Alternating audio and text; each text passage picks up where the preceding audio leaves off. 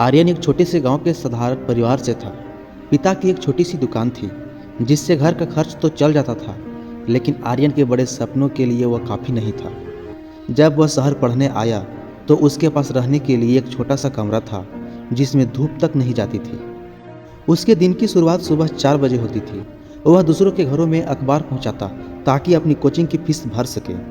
दिन भर कॉलेज, शाम को लाइब्रेरी और रात को एक कॉल सेंटर में पार्ट टाइम नौकरी, यही उसका जीवन बन गया था। मेहनत का रास्ता कभी सीधा नहीं होता। एक वक्त ऐसा आया जब आर्यन लगातार 3 बड़े एग्जाम में फेल हो गया।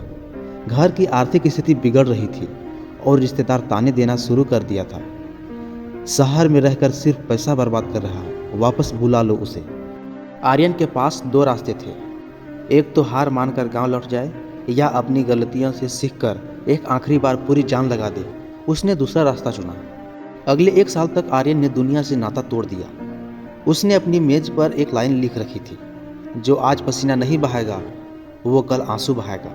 वह फटे हुए जूतों में काम चलाता था ताकि नई किताबें खरीद सके। कई रातें ऐसी थी जब उसने सिर्फ बिस्कुट खाकर गुजारी।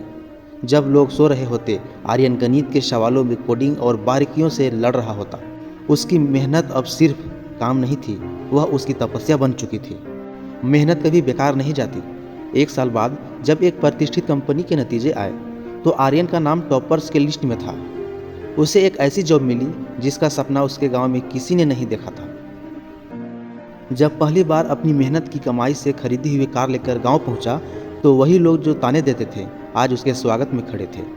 लेकिन आर्यन को खुशी कार की नहीं थी, खुशी इस बात की थी कि उसने अपने पिता की झुकी हुई कमर को गर्व से सीधा कर दिया था।